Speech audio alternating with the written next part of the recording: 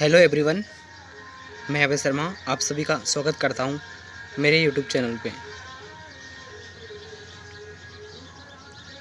Good evening guys, कैसे हो दोस्तों? क्या हालचाल हैं? आशा करता हूं आप बहुत अच्छे होंगे, आपकी तैयारी बहुत अच्छे से चल रही होगी।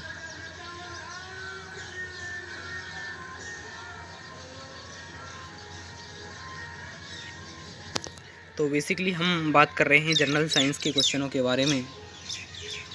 तो ये है पार्ट नंबर 4। इससे पहले 3 पार्ट हो चुके हैं। यदि आपने अब तक 3 पार्ट नहीं देखे हैं तो आप चैनल पे जाके या डिस्क्रिप्शन लिंक से भी देख सकते हो, जो हमारी 200 क्वेश्चनों की सीरीज चल रही है। ठीक है गाइज, ये जो सीरीज़ है ऑल कंपटीशन एग्ज़ामों को कवर करने के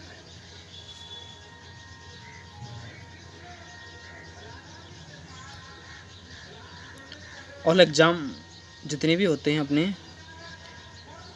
railway, ALP technician, NTPC, group D, RPF, इसके अलावा एसएससी के जितने भी एग्ज़ाम्स होते हैं, उसके अलावा अदर्स एग्ज़ाम होते हैं, उसके अलावा राजस्थान सीईटी, पटवार, ग्राम सेवक, एलडीसी,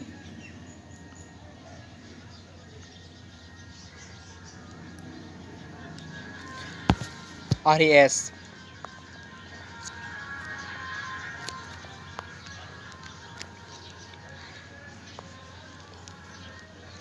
बेसिकली जिन भी एग्ज़ाम में जनरल साइंस पूछी जाती है उन सभी के लिए ये इम्पोर्टेंट क्लास है।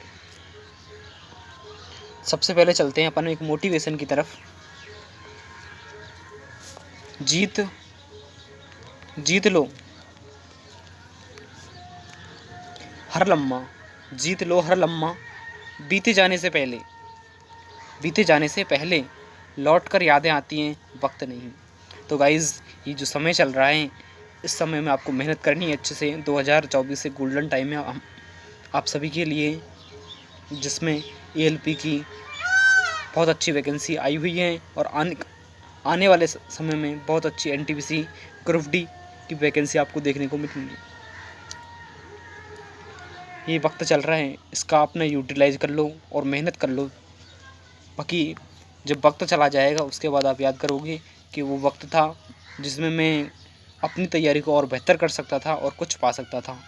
उस टाइम पे आपको पछताने के अलावा और कुछ नहीं बचेगा गाइज़। तो गाइज़, आज का पहला क्वेश्चन है, 45 से स्टार्ट करेंगे आज।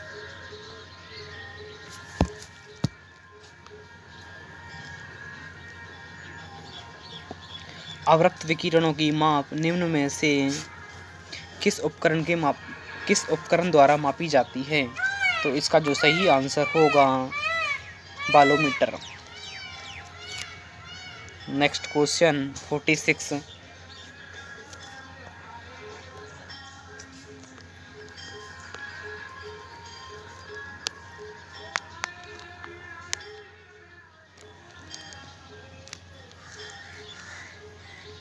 एस्केरियन प्रभाव का संबंध विज्ञान के किस कार्यात्मक क्षेत्र से है? तो इसका सही आंसर होगा भौतिकी।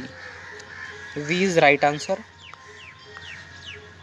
चलिए नेक्स्ट क्वेश्चन पे चले।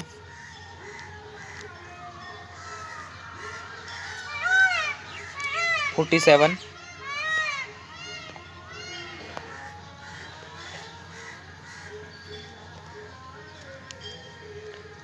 चिरौर टोरोफिली का अर्थ होता है चमगादड़ का परागण। C is right answer. Next question पे चले।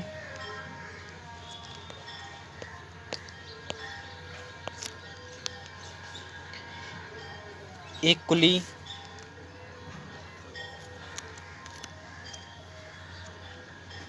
5 किलोग्राम का भार का वस्तु अपने सिर पर लेकर रेलवे स्टेशन पर खड़ा है, तो उसके द्वारा किया गया कार्य कितना होगा? 0 होगा। ठीक है,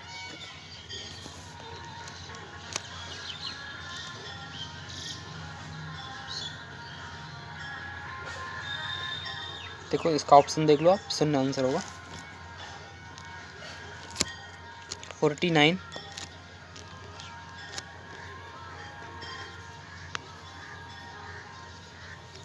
मानव मस्तिष्क का कौन सा हिस्सा शराब से प्रभावित होता है? तो इसका जो सही आंसर होगा वो होगा cerebrum. B is right answer.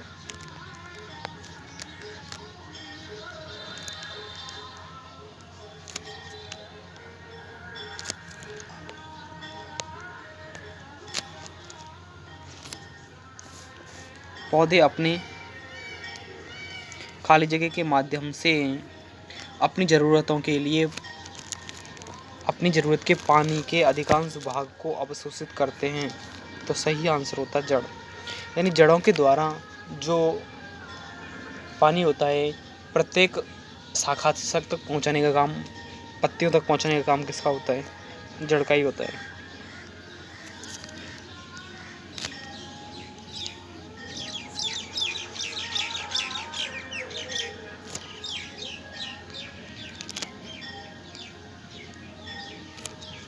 Positron की खोज किसने की? तो इसका जो सही आंसर होगा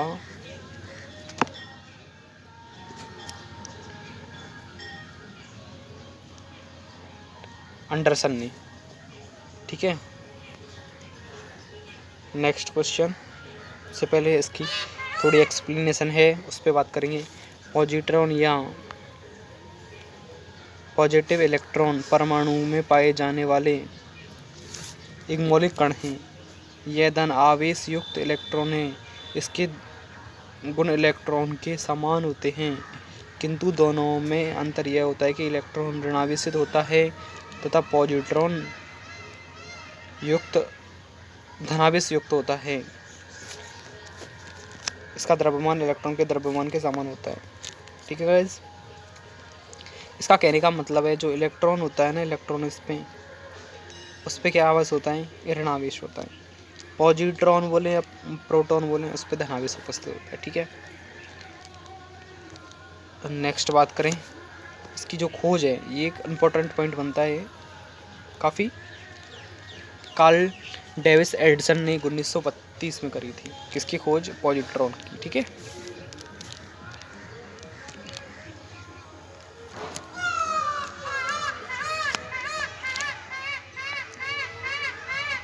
किसी परमाणु नाभिक का आइसोटॉप वह नाभिक होता है जिसमें, तो इसका सही आंसर होगा प्रोटॉनों की संख्या वही होती है परंतु न्यूट्रॉनों की संख्या भिन्न होती है। किसी भी परमाणु के अंदर ये तो नाभिक होता है। ठीक है, ये कक्षाएं होती हैं इसकी। ठीक है, और जो बाहरी कक्षाएं होती हैं उन पे इलेक्ट्रॉन चक्कर लगाते हैं। ठीक है, जितनी भी कक्षाएं होती हैं उन पे इलेक्ट्रॉन चक्कर लगाते हैं। ठीक है, इतनी बात समझ में आ गई आपको? इसके अलावा प्रोटॉन बराबर होता है इलेक्ट्रॉन के। ठीक है, प्रोटॉन बराबर होता है इलेक्ट्रॉन के। ठीक है, प्रोटॉन पे प्लस चार्ज होता है, इलेक्ट्रॉन पे माइनस चार्ज होता है। ठीक है, इसका परमाणु द्रव्यमान समान होता है।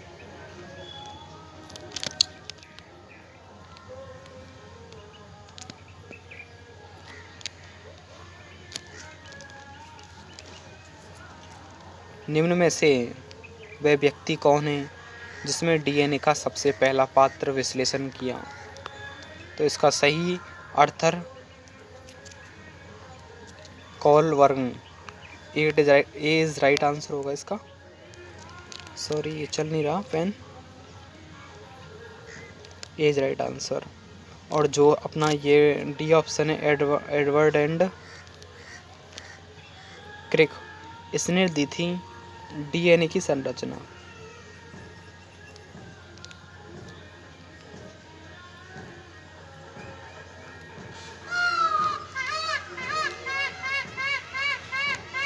चलिए, क्वेश्चन नंबर 4। चिकनगुनिया होता है एक, किससे होता है? जन्मजनक रोग होता है। जन्मजनक मतलब जन्म से होता है।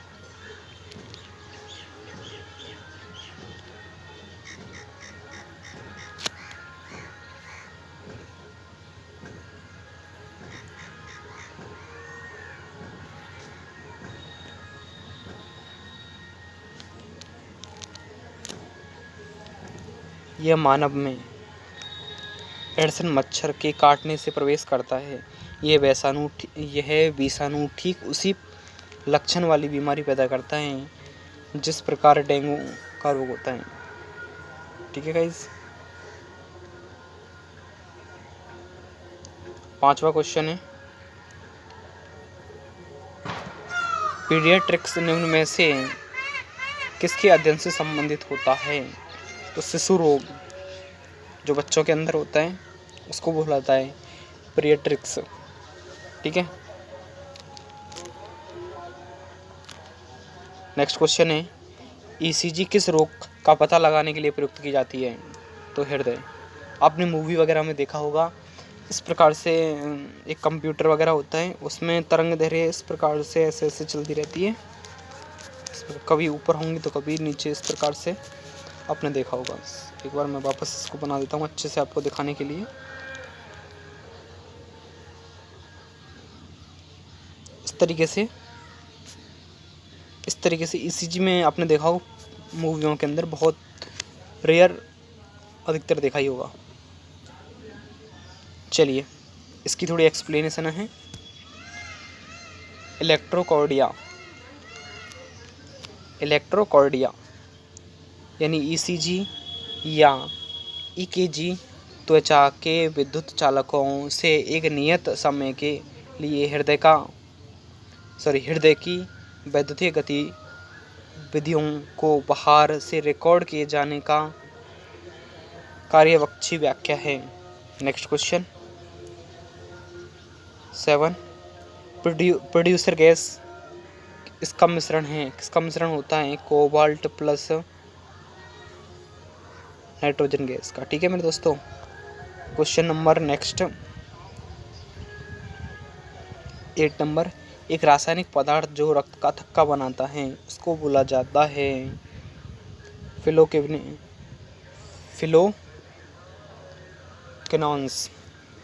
ए is right answer. Next question,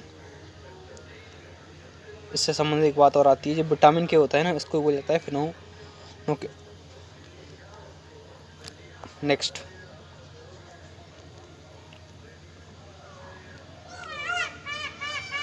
indole 3 acetic अम्ल एक कार्बनिक यौगिक है। इसका वर्गीकरण किसने करा था?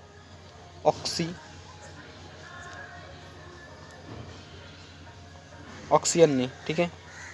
नेक्स्ट क्वेश्चन 10वां,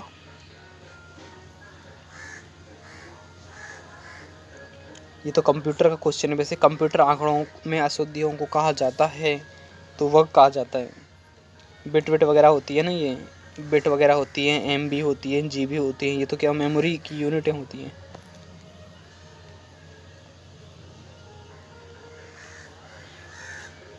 बॉटनी शब्द की उत्पत्ति किस भाषा से हुई है? जो बॉटनी शब्द की जो उत्पत्ति हुई है ना, वो हुई है आपकी ग्रीक भाषा से। किससे हुई है? ग्रीक भाषा से हुई है। D is right answer.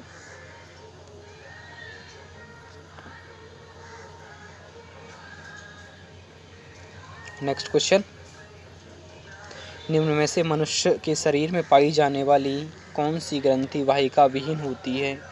ध्यान रखना, वाहिका विहीन लिखा है इसके अंदर। ठीक है। तो इसका सही आंसर होगा अंतःस्रावी ग्रंथि। C is right answer.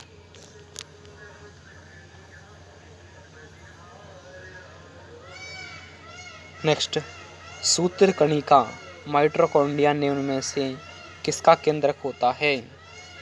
तो कोशिकीय श्वसन का। D is right answer. Mitochondria को कोशिका का शक्तिगृह भी कहते हैं और कोशिकीय श्वसन भी कहते हैं। ठीक है।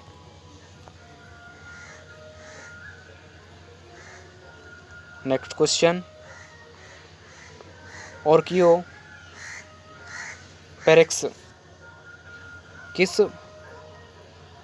किन वर्गों के प्राणियों के बीच की योजक कड़ी होती है? सरीसृप और पक्षी। V is right answer. Next question 15वां नंबर, जब एक बकरी या भेड़ मांस खाती है तो हम कहते हैं उसको द्वितीय श्रेणी उपभोक्ता। ठीक है, जो प्राथमिक उपभोक्ता होते हैं उसमें आते हैं अपने हरे पेड़ पौधे। द्वितीय उपभोक्ता में जो हरे पेड़ पौधों को खाते हैं, बकरी वगैरह आती है, उसको रखा जाता है। तृतीय उपभोक्ता में जो बकरी भेड़ वगैरह को रखा जाता है, सॉरी उनको जो खाते हैं। ठीक है, नेक्स्ट क्वेश्चन पे चलें।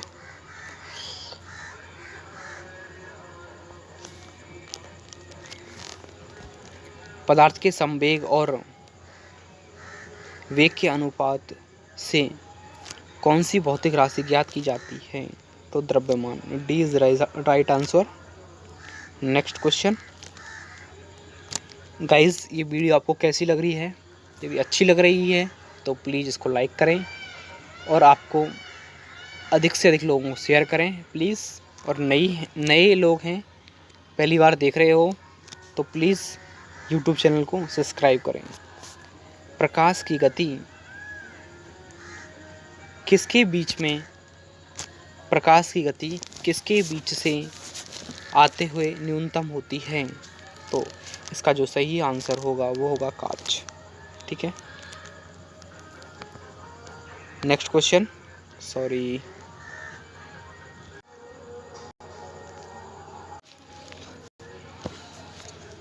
तो प्लीज़ ये वीडियो आपको कैसी लग रही है? प्लीज़ चैनल को लाइक करो एंड यदि आप इस चैनल पे पहली बार आए हो तो प्लीज़ इसको सब्सक्राइब करो और अधिक से अधिक लोगों को शेयर करो। यदि आप अंत तक मेरे साथ जुड़े हुए हो तो आपका बहुत बहुत धन्यवाद। वीडियो ख़त्म होने से पहले मैं एक बात बोलना चाहूँगा आप सभी को।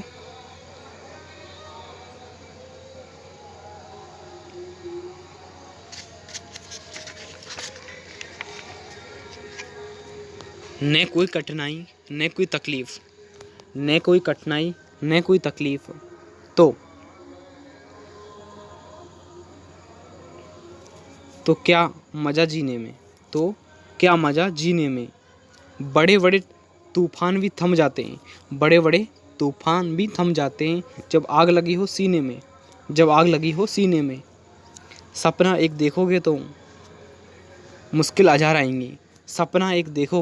यदि आपने सरकारी नौकरी का सपना देखा है तो आपको हजारों मुश्किल आएंगी, लेकिन वो मंजर बहुत बड़ा होगा। जो आपकी खुशी होगी वो बहुत बड़ी होगी गाइज़। जिस दिन आप कामयाबी का शोर मचाएंगे, जिस दिन आप सिलेक्शन लेंगे, उस दिन लोग आपके साथ खड़े होंगे। अब देख रहे होंगे आप लोगों, कुछ लोग होंगे वो ताना मार रहे होंगे, कभी कुछ बोल रहे होंगे कि ऐसे पढ़ा रहता है, कुछ करता नहीं है, ये नहीं करता। तो गाइज़, सीरियस होके आपको अपनी पढ़ाई पे फोकस करना है, लोगों की बातों पे फोकस नहीं करना। केवल और केवल हमें सिलेक्शन से मतलब है। लोगों की बातों से कोई कुछ भी कहे हमें कोई मतलब नहीं है, हमें सिलेक्शन लेना है। सिर्फ एक जिद है हमारी कि हम सिलेक्शन लेंगे, इस बार एक सीट पक्की करेंगे रेलवे के अंदर। ठीक है गाइज़, थैंक यू। आप यदि मेरे साथ अंत तक जुड़े रहें तो आपका बहुत बहुत धन्यवाद। आपका दिन शुभ हो। जय हिंद, जय भारत। और इसी जुनून के साथ आप लगे रहो। Thank you so much. Thank you guys.